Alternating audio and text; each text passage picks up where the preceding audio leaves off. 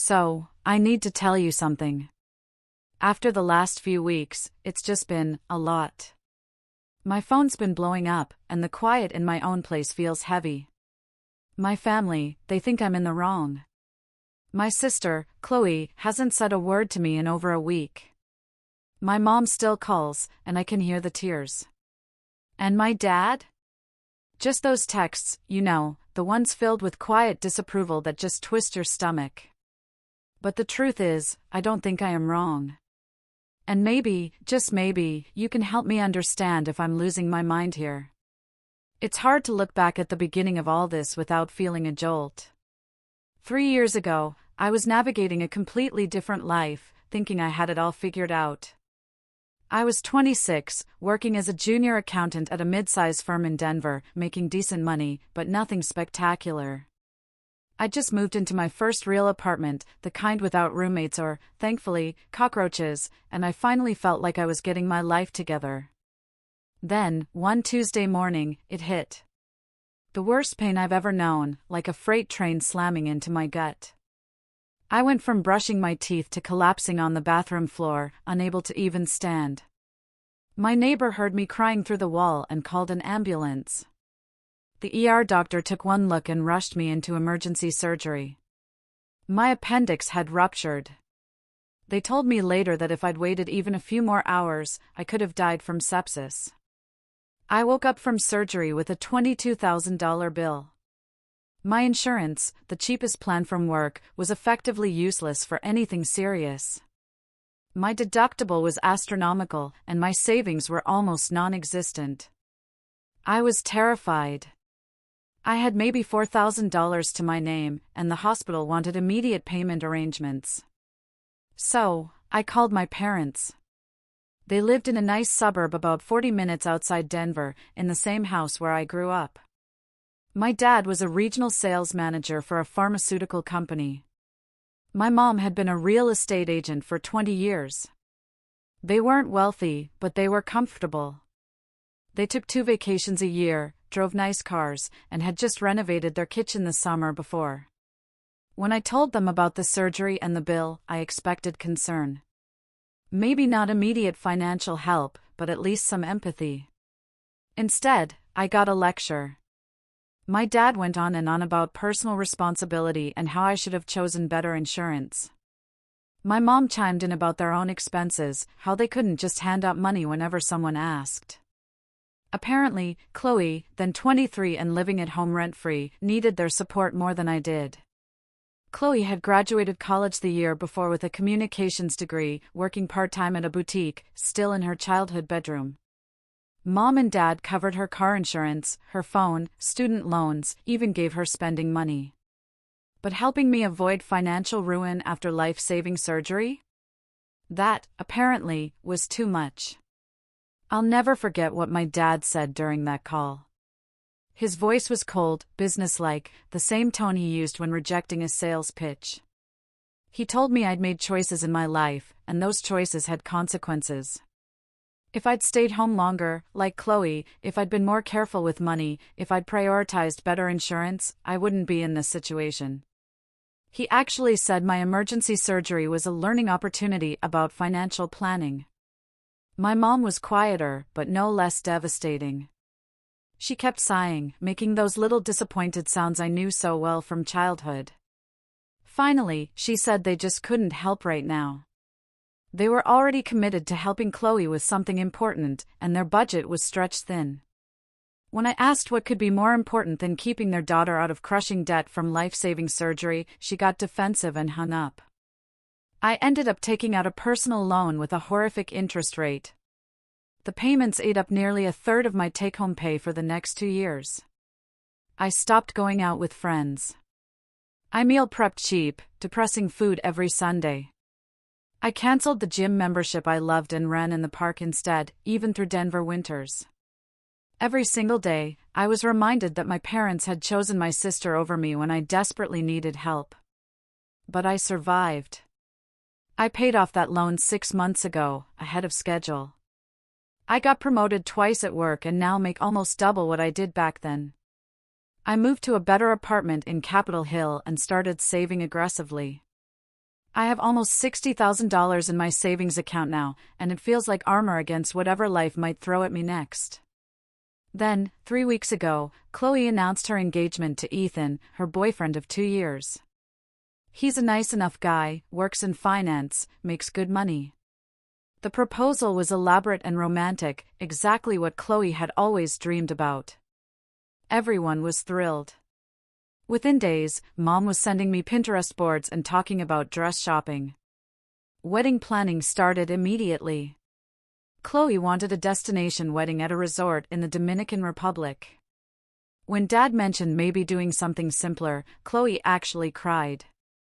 She said she'd been dreaming of this day her entire life and couldn't imagine settling for anything less than perfect. Mom rushed to comfort her and shot Dad a look that ended the discussion. 2 weeks ago, I got invited to a family dinner at my parents' house. I should have known something was up because Dad made his special pot roast, the one he only makes when he wants everyone in a good mood. Chloe was glowing, showing me pictures of venues and color schemes. Ethan seemed a bit overwhelmed but supportive. I was genuinely happy for them, despite everything. Then, over dessert, Mom dropped the bomb. She explained that the wedding Chloe wanted would cost about $90,000. They had saved $30,000 over the years for this purpose. Ethan's parents were contributing $15,000. That left $45,000 to cover. Mom looked directly at me, her eyes pleading, and asked if I would be willing to help my sister have the wedding of her dreams. The table went silent. Chloe's eyes got huge and hopeful. Dad looked uncomfortable but expectant. I just sat there, fork halfway to my mouth, trying to process what I'd just heard. I asked Mom to clarify. She wanted me to give Chloe $45,000 for a wedding. Not a loan, a gift. I asked why they thought I would have that kind of money lying around. Dad cleared his throat and mentioned they knew I'd been doing well at work, had gotten promotions, and assumed I'd been saving. Chloe jumped in, talking about how she'd always imagined us being close, how this could be a new beginning for our relationship, how meaningful it would be to have my support. The manipulation was breathtaking. I saw exactly what they were doing, and the worst part was, they probably didn't even realize how transparent it was. I asked what would happen if I said no. Mom's face fell. She started talking about how family helps family, how Chloe had always looked up to me, how this was a once-in-a-lifetime event. Dad added that I could certainly afford it and it would be a generous gesture that would mean the world to my sister. I put my fork down. My hands were shaking, and I could feel this hot pressure building in my chest. I asked them if they remembered 3 years ago when I called from the hospital. The mood shifted immediately. Dad's jaw tightened. Mom looked away. Chloe glanced between us, confused. I laid it out clearly.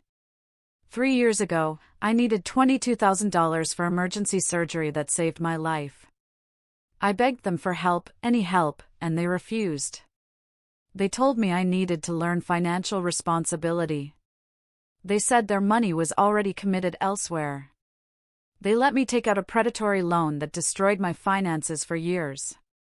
Now they wanted me to hand over $45,000, more than double what I needed back then, for a party. Chloe's face went pale. She claimed she didn't know any of this. Mom started crying, saying I was being cruel and bringing up ancient history. Dad's voice got loud. He said what happened years ago was different, that I had been irresponsible with my insurance choices, that this was about Chloe's future happiness. I pointed out that Chloe's future happiness seemed more valuable to them than my literal survival had been. The whole thing just exploded. My dad accused me of selfishness, of holding on to grudges. I shot back, asking how he'd feel if I had died from sepsis because I couldn't afford treatment. My mom started sobbing, saying I was ruining Chloe's engagement. I told her she had ruined my trust in this family years ago. Chloe started yelling, insisting it wasn't her fault, that she shouldn't be punished for their past mistakes. I agreed, it wasn't her fault. But it also wasn't my responsibility to fund her extravagant wedding when she'd lived at home rent-free for years while I scraped by, completely alone. Ethan tried to play peacemaker, suggesting maybe there was a compromise. I appreciated the effort, but I was done. I told them my answer was no. Chloe could have a wedding she could actually afford, just like millions of other people do every year. The fact that she wanted something expensive didn't obligate me to bankrupt myself providing it, especially after they'd made their priorities crystal clear when I actually needed help. I left that night and haven't been back since. The messages started immediately. Mom sent long, rambling texts about family loyalty and forgiveness. Dad sent short, angry ones about disrespect and ingratitude. Chloe's were the worst. Crying voice messages about how I was destroying the happiest time of her life, how she'd never asked me for anything before, how she couldn't believe I was this petty. The extended family got involved. Aunt Carol called to tell me I was being unreasonable. Cousin Laura sent a Facebook message about how weddings are important and I should reconsider. Even my grandmother weighed in, saying that in her day, families supported each other no matter what. I wanted to scream that in her day, medical bankruptcy wasn't the leading cause of financial ruin in America, but I just stopped responding. My friends are split. My best friend, Sarah, thinks I'm completely justified and actually offered to help me draft a response to my family explaining exactly why their request was outrageous. My friend, Olivia, from work thinks I should consider helping a little bit, maybe $10,000 or $15,000, just to keep the peace. Another friend, Daniel, suggested I offer to pay for something specific, like the photographer or the flowers, as a compromise that shows I care without emptying my savings. But here's what none of them understand. This isn't really about the money. I mean, yes, $45,000 is an insane amount to ask for. Yes, I worked incredibly hard to save what I have. Yes, I'm finally financially secure for the first time in my adult life, and giving away most of my savings would put me right back where I was. But the real issue is what it represents. When I was on that hospital bed, terrified and in pain, my parents made a choice. They chose Chloe's comfort over my survival. They prioritized funding her extended adolescence over helping me through a genuine crisis. They taught me that in this family, I was on my own. I learned that lesson. I became self-sufficient. I built a life without their safety net. And now that I've succeeded, now that I have resources, they want to treat me like a family ATM. They want the benefits of having a financially successful daughter without having contributed anything to that success. They want me to forget years of struggling alone so I can fund a party. The hardest part is the guilt. I lie awake at night wondering if I'm being punitive. Chloe really didn't know about what happened with my surgery. She was younger then, caught up in her own life. Is it fair to make her pay for our parents' choices? Would contributing to her wedding be the bigger person move, a way to build a bridge despite the past? What keeps eating at me are all the little moments I remember from those 2 years of paying off that medical debt. The time my college roommate got married in Philadelphia, and I told her I couldn't afford to be a bridesmaid because the dress alone would have cost 3 loan payments. She was understanding, but I saw the hurt in her eyes. I wasn't there for one of the most important days of her life because my parents had decided my financial crisis wasn't worth their attention. Or the time my car broke down, and I had to choose between fixing it properly or doing a temporary patch job that would last maybe 6 months. I chose the patch job and spent those 6 months terrified every time I heard a strange noise from the engine. I drove to work holding my breath, praying I wouldn't break down on the highway. Meanwhile, Dad had just bought himself a new SUV and posted pictures on Facebook about the great deal he'd gotten. There was also the promotion I almost didn't get because I looked so exhausted all the time. My boss actually pulled me aside to ask if everything was okay at home. I lied and said I was fine, just burning the candle at both ends on a personal project. The truth was I'd picked up a second job doing freelance bookkeeping on weekends and evenings to make extra payments on that loan. I was working 70-hour weeks, barely sleeping, surviving on coffee and anxiety. But I couldn't tell anyone at my main job because I was afraid they'd think I wasn't committed or capable. I remember my 27th birthday. A group of friends wanted to take me out to this nice restaurant downtown, the kind of place where an entree cost $40. I made up an excuse about not feeling well because I couldn't admit that I was budgeting $15 a day for food and couldn't justify spending more than that, even for my own birthday. I stayed home alone, ate leftover pasta, and cried while scrolling through Chloe's Instagram posts from her weekend trip to Orlando with our parents. They'd taken her for her birthday the month before. The caption on one photo said, "So grateful for family who makes dreams come true." The physical toll was real, too. I developed stress headaches that would last for days. My hair started falling out in clumps during the worst financial months. I stopped going to the dentist because I couldn't afford the copay. And by the time I finally went back, I had 3 cavities that needed filling, more medical bills, more months of careful budgeting and sacrifice. All because of an organ that decided to rupture at the worst possible time, and parents who decided their comfort mattered more than my catastrophe. What people don't understand about medical debt is how it seeps into every aspect of your life. It's not just the monthly payment, though that alone was crushing. It's the way it changes your relationship with money entirely. Every purchase becomes a calculation. Every invitation becomes a stress test. Every unexpected expense feels like the universe is personally attacking you. I became someone I didn't recognize. Anxious, withdrawn, constantly doing mental math about what I could and couldn't afford. Friends stopped inviting me places after a while. Not because they were cruel, but because I said no so many times that they assumed I just wasn't interested. I wanted to explain that I desperately wanted to go to concerts and brunches and weekend trips, that I was dying for normalcy and fun and connection. But the words never came. How do you explain to people who've never experienced financial desperation what it feels like to choose between social connection and making your loan payment? How do you make them understand that you're not being antisocial, you're just trying to survive? Dating was impossible. I went on exactly 3 dates during those 2 years. The first guy suggested we split an expensive bottle of wine with dinner, and I nearly had a panic attack calculating whether I could afford my half. The second guy wanted to plan a weekend getaway for our 4th date, and I had to ghost him because I couldn't explain why I couldn't spend $200 on a trip. The third guy was actually understanding when I explained my financial situation, but I could see the pity in his eyes, and it made me feel so small that I never called him back. Meanwhile, Chloe was living her best life.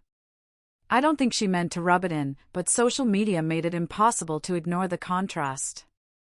She posted about brunches with mom, shopping trips with dad's credit card, concerts and shows, experiences I couldn't even dream of affording. Each post felt like a tiny knife, a reminder that my family had resources. They just didn't think I was worth spending them on. The worst part was holidays. Thanksgiving and Christmas became exercises in forced gratitude while sitting at a table full of people who'd left me to drown. Mom would cook elaborate meals and talk about how blessed we all were. Dad would give thoughtful, expensive gifts to Chloe, a new laptop one year, a weekend spa trip another. My gifts were always practical and modest. A set of towels, a coffee maker.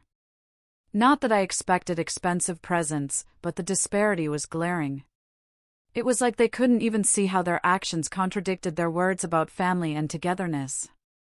I started finding excuses to skip some holidays, work emergencies that didn't exist, friends who needed me at fictional events, anything to avoid sitting in that living room pretending everything was fine while my bank account held $300 and my next loan payment was due in 5 days. The few times I did go, Chloe would talk about her plans and dreams, and Mom and Dad would nod encouragingly, promising to help however they could. I'd sit there silent, remembering that when I'd asked for help, the answer had been a lecture about responsibility. But then I think about that loan payment schedule, tacked to my refrigerator for 2 years. I think about the panic attacks I had every time an unexpected expense came up. I think about missing Sarah's bachelorette party in Austin because I couldn't afford the trip. I think about eating rice and beans for dinner 4 nights a week while my sister posted Instagram stories from nice restaurants with our parents. And I think about what message it would send if I gave them this money. It would tell my parents they were right to abandon me when I needed help, because I'd be fine on my own. It would tell Chloe that she can have whatever she wants without earning it or saving for it, because someone will always bail her out. It would tell myself that my boundaries don't matter, that family obligation trumps self-respect, that I should set myself on fire to keep them warm. Yesterday, Mom called again. Her voice was different this time, smaller, older. She admitted that maybe they should have helped me back then. She said they were scared about their own retirement, worried about job security, and felt like they needed to prioritize Chloe because she was struggling more. She apologized for how they handled it, but then immediately pivoted to asking if her apology changed anything about my decision. The apology itself was fascinating, and how incomplete it was. She acknowledged they should have helped, but never actually said they were wrong. She explained their fears and concerns as if understanding their reasoning would erase the impact of their choice. She talked about Chloe struggling, as if living rent-free with full parental support while working part-time at a boutique constituted genuine hardship. The more she talked, the more I realized she didn't actually understand what she was apologizing for. I asked her what specifically she was sorry about. The question seemed to confuse her. She repeated that they should have helped. That it must have been hard for me. I pressed further. Was she sorry for letting me face a life-threatening medical crisis alone? For allowing me to take on predatory debt while they funded Chloe's comfortable lifestyle? For teaching me that my well-being was less important than my sister's wants? For never checking in during those 2 years to see if I was okay? She got defensive. Her voice took on that edge I knew from childhood arguments, the tone that meant I was being difficult and ungrateful. She said she'd called me during that time, that they'd had me over for holidays, that they hadn't abandoned me. I reminded her that having someone over for dinner while they're drowning financially isn't the same as throwing them a life preserver. She'd seen me struggle and done nothing. Phone calls asking how are you, when you already know the answer and have no intention of helping, are just performances of concern, not actual care. Then she brought up all the things they had done for me, raising me, paying for my childhood expenses, supporting me through college, though she conveniently forgot to mention that I'd had scholarships and worked 2 jobs to minimize their contribution. She listed off birthday gifts and Christmas presents as if a sweater in December balanced out leaving me to face financial ruin in March. The itemization of their parental obligations, delivered as evidence of their generosity, told me everything I needed to know about how they viewed our relationship. I asked her point blank if she could go back. Would she make a different choice? Would she help me with the medical bills? The pause was lengthy and telling. Finally, she said she didn't know, that it was complicated, that they'd been in a difficult position. Not yes, not of course we would, we made a terrible mistake. Just uncertainty and justifications. An apology without genuine regret is just words arranged in a familiar pattern, signifying nothing. When I pointed this out, she shifted tactics. She started talking about the future instead of the past. Wouldn't I want a relationship with my future nieces or nephews? Didn't I care about keeping the family together? Was I really going to let money, her emphasis on that word was sharp, accusatory, destroy our bond? The implication was clear. I was the one threatening family unity by refusing to fund a wedding, not them for abandoning me during a medical emergency. I told her an apology doesn't erase years of financial stress and emotional damage. An apology offered only because they want something from me isn't really an apology at all. It's just another manipulation tactic. She got quiet, then said she raised me better than this, that the daughter she knew would never be this hard-hearted. I reminded her that the daughter she raised nearly died alone because her parents valued money more than her well-being. And maybe that changed who I became. Dad got on the phone. Then he tried a different approach, talking about legacy and family bonds. He said that someday I'd have children of my own and I'd understand the impossible choices parents have to make. He suggested that helping Chloe now would be an investment in my relationship with my future nieces or nephews.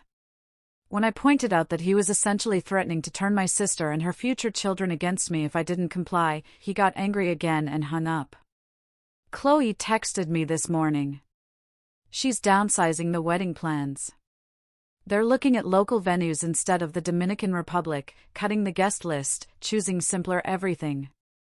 She said she doesn't want my money if it comes with this much resentment and pain. But then she added that she hopes I'm happy, that I'm getting what I wanted, that I've successfully punished our parents by ruining her wedding. The message ended with, "I guess I know where I stand with you now." That text broke something in me. I've been crying on and off all day because she's not completely wrong. There is a part of me that feels vindicated seeing them scramble and stress over money the way I did. There is a dark satisfaction in watching them face consequences for their choices. And that makes me feel like a terrible person, but I also know I'm not responsible for their poor planning. Chloe and Ethan have been together for 2 years. They could have been saving. They could have chosen a wedding within their actual budget from the start. Mom and Dad have had Chloe's entire life to save for this if it was truly a priority. The fact that they all assumed I'd just hand over a massive chunk of my savings without question says everything about how they see me. Not as a person with my own financial goals and needs, but as a resource to be extracted when convenient. I keep playing out alternate scenarios in my head.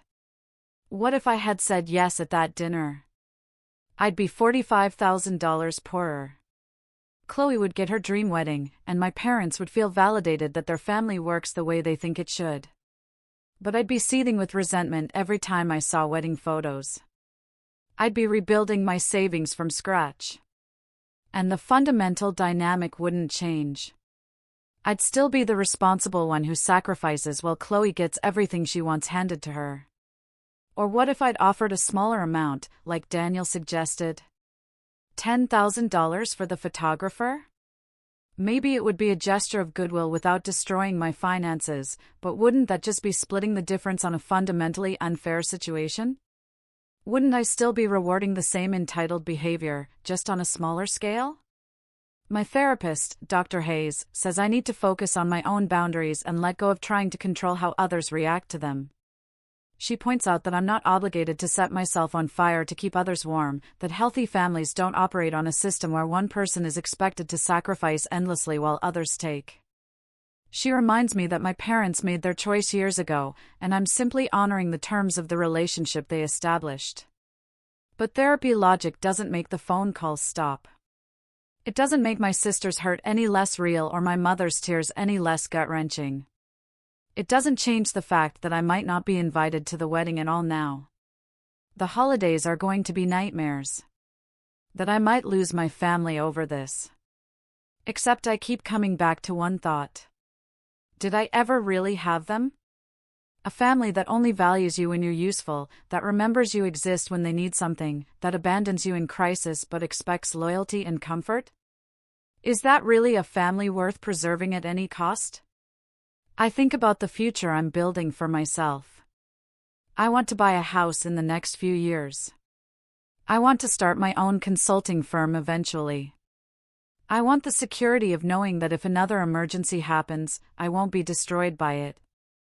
I want to travel, to live, to breathe without the constant weight of financial anxiety that defined my 20s. Every dollar in my savings account represents freedom from fear, and they want me to give that up for flowers and a DJ.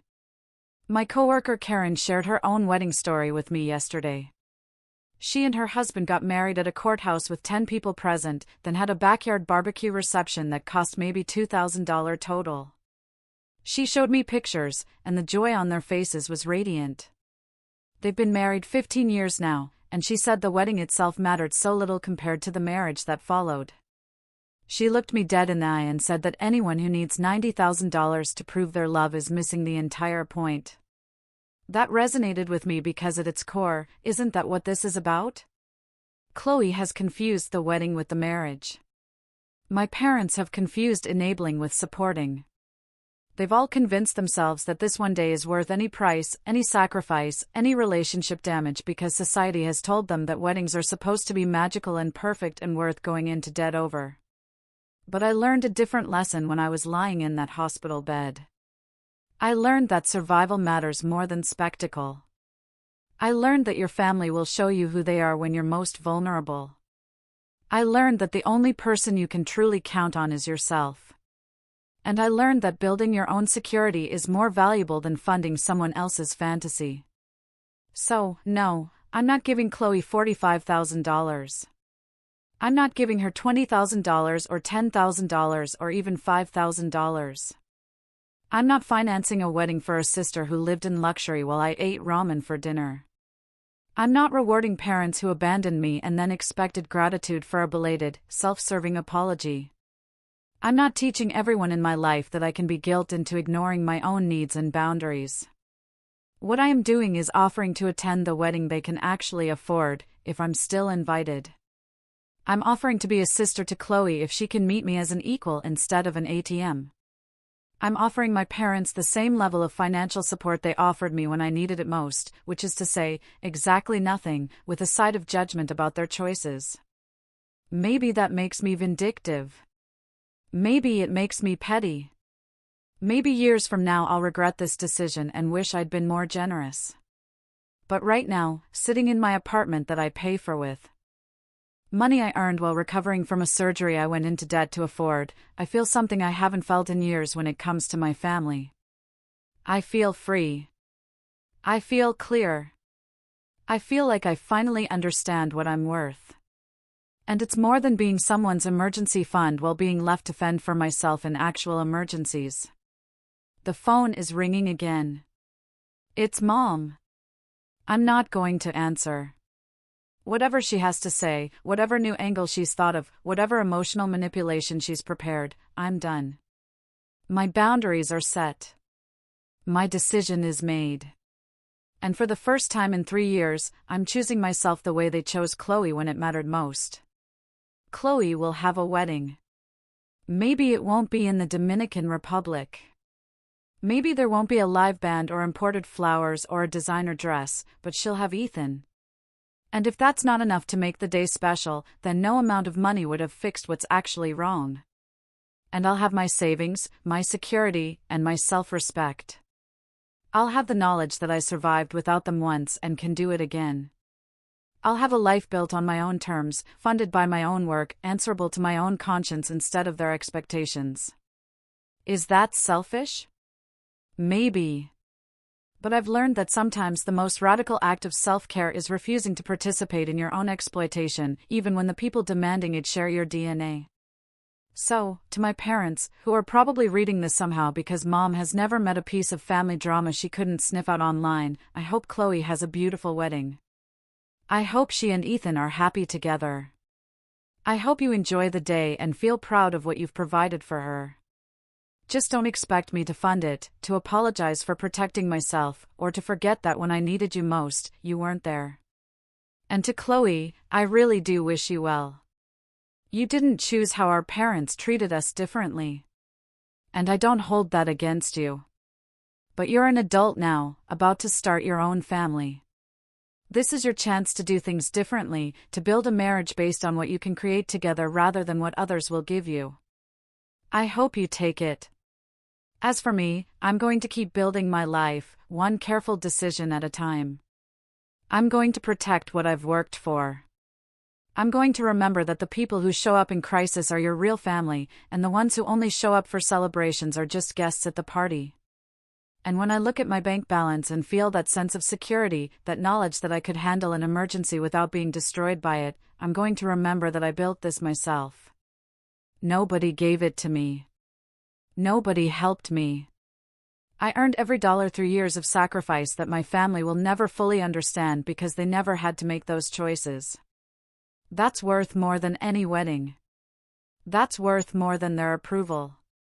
And that's definitely worth saying no to a request that would have sounded absurd if it hadn't been delivered with such breathtaking entitlement.